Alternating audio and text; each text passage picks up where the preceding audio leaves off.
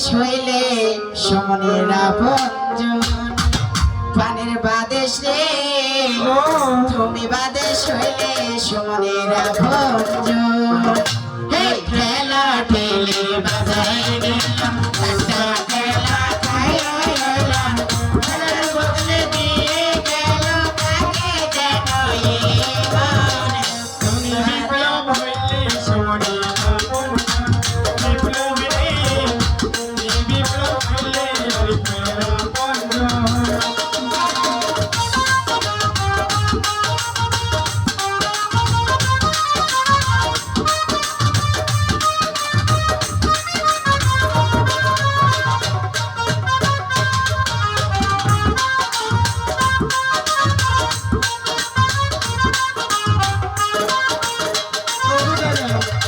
এটা কিসের দোকান গো? এটা হ্যাঁ আয়না চিরুনি ফিতা ফালি এবং ইলিশ মাছ তারপরেও আছে বটি।